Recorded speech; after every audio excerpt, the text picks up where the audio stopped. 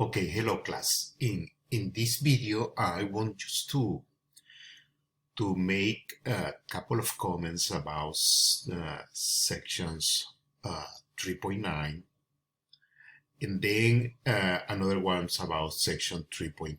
But what I want you guys to do for these sections is go to the videos, the corresponding videos in your textbook in Pearson, and watch the videos there. In here, I just want to precise a couple of concepts. So let's start with section 3.9, which is about derivatives of the logarithmic and exponential functions. Okay, so you will find this is just a reminder about the exponential and the natural logarithmic function. One is the inverse of the other, and vice versa. And in here, they introduce the derivative of the natural log, which is 1 over x for all x greater than 0. Okay, so and one of the things that I would like to make is just a little bit of more emphasis about this graph, because that is very important. I have here this slide,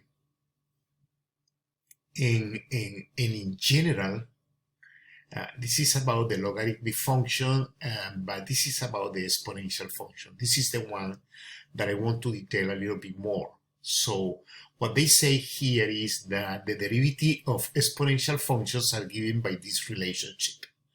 Okay, understanding that the exponential function is any function in which you have a number, a positive number, rise to, in this case, to the independent variable. Okay, and so we are going to assume that b is positive, different from 1, and this is going to be defined to any function. So, okay, but I want to make the distinction, what happens when b is greater than 1 and what is happening when b is lower than 1. That's what I want to make in this couple of slides. Okay, oh, this is what happened here with my... Well, in general, when you have an exponential function and the base, here the number b, is greater than 1, well, that is an increasing function. Okay, so the continuous lines that you see in here are example of exponential functions in which the base is greater than 1. The green one corresponds 5 raised to x. Okay, so the base is 5. In this case, the base is 5, so b is equal to 5. And in this one here, that is this purple curve, okay, the base is 10, is greater. In both cases, the base is greater than 1, and we can see that the exponential function is an increasing function for all the real numbers. Okay, and increase very fast. As the base is greater, the function is increasing faster. Now, look at here. So let me consider, for instance, the tangent line to the exponential function and this particular point. So this point, for instance, is x equal 1 and 5. So the value of the function here, the green function, which is this one here, is 5. You can see that this is the slope, is a positive slope, as expected, because the function is increasing. Okay, but if you compare the slope of the tangent line to this function with the one in which the base is 10, the slope of the tangent line to the purple curve at the same point with image equal 10 is greater. And that's what you see here in the derivatives. The derivative of this function is this one according to this rule here, and the derivative of the purple function is this one according with this rule. So that's what you see here. So the derivative at this point, which is the dashed line here in green, at this point is the value of the derivative function is the slope of the tangent function in here. But as expected, the derivative of the purple function, which is this one at this point, which is the slope of this tangent line at this point, is very high compared to the green one. That's what I want to show you. Okay, so this is what we expect.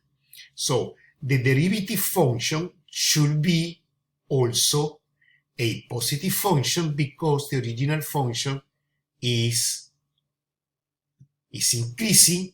So all this slope here are tangent lines that are linear lines, of course, and the slope are positive. So we expect to see derivatives that are positive. But if you go to this point and go to another and go to another greater for the green function, okay, you also see that the slope of the tangent lines are positive, but anytime the slope are larger and larger and larger. So that's why the derivative is also an increasing function. You see? Which is telling to us that at different points as x, or the independent variable, is growing, the instantaneous rate of the rate of change of the function also is increasing. So the function, the original function, it have a faster rate of change as the independent variable increase. And with the purple function, exactly happens the same. Okay, that's why this derivative here is steeper compared to this one, because the base in here is greater than this one. That's what I want to mention in this particular slide. Now, in the case that the base is positive, but now it's a number between 0 and 1, the behavior is the contrary. So the function now is decreasing, as you can see here. So in here I have two examples. Green is with a base equal to 0.5, and the purple here is with a base that is 1/8. I think that this is, I don't know. I need to make the computation of this one. Okay, but in any case, this one is lower than this one here. So you can see here that, that this function is decreasing. That's why the corresponding derivative is negative. Okay, but in a slope, the magnitude of the slope anytime is larger. That's why it's coming in this direction. The same thing for the green function, but the green function is decreasing in a lower rate compared to the purple function. So the derivative here is still negative, but the slope of the tangent line at any point to this curve is going to be gentle compared to the one in purple. So that's why also this one is increasing, but not as fast as this one. And in here I have a point of comparison. So you see that this point here represents the derivative of this function green, okay, at this value, which is basically the slope of this tangent line. For the purple one, at this similar point is the tangent of this line, but the slope of this tangent in magnitude is greater than this one. That's why the derivative here is so large as a negative number. Okay, so that is the other thing that I want to comment. So keep that in mind. A final comment is about, well, in here I put a chart which is a summary of all the derivatives of the exponential functions, as you can see here. Let me see. Okay, this one and this one. Okay, and also the derivatives of the natural log and the derivatives for any type of log with any base. Okay, so for instance, the derivative of the exponential, well, in which the base is the Euler number, okay, is itself. And this is a derivation of this one. Okay, because according to this one, this should be e to rise to the x variable, the natural log of e. But the natural log of the Euler number is 1. Okay, remember the Euler number is 2.72, I think, so. Okay, so remember that, right? Okay, so this is a summary that I want you guys to keep with you, just to, whenever you're gonna use or major exercise, so you can use this table. Here, regarding the trigonometric functions, we introduce here the derivatives for inverse trigonometric functions. Okay, so we have, for instance, for the sine and the cosine, this result, and this result here. Then we have a theorem that that says how to compute the derivative of an inverse function in general. So it seems to be that we can apply also this result to compute the derivative of the inverse function of sine and cosine. So this is the equation that I have here. How the result from here and from here relates, and so it should be the same. That's what I'm asking to you. Are both theorems telling us the same? If the answer is yes, why? So use both ones, choose one point of the in which you can evaluate the inverse function of the sine, for instance, okay, and try to check what do you get if you get exactly the same. Okay, and what should be the explanation? So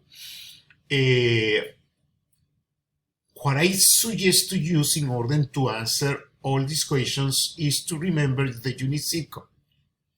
Remember that in the unit circle, all these coordinates, the y coordinate, I mean, which is this length, here, for instance, if I take this point here, okay, the y coordinate is the square root of 2 divided by 2, and if I, this is, I'm sorry, this is the y coordinate, but let me use here another color.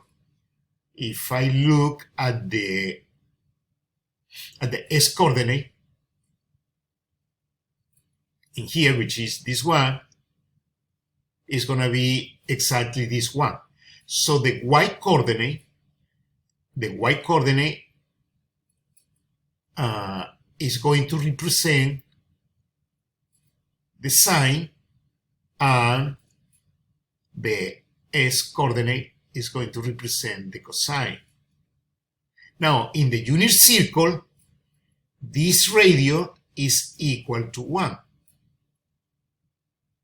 right? So for any value in between here, what is this length and what is this length over here? Okay, so try to use these arguments that I'm that I'm coming here to you guys, and use those arguments to get into the conclusion that this is exactly the same. But use the unit circle. Actually, this is something I'm going to include this discussion as a board discussion for your module number 2. Just to finish that module. That is something that you're gonna see sometime today. Okay, today is Sunday, August 4. Okay, perfect. So this is the comment that I have here in this video. Bye bye. Thank you.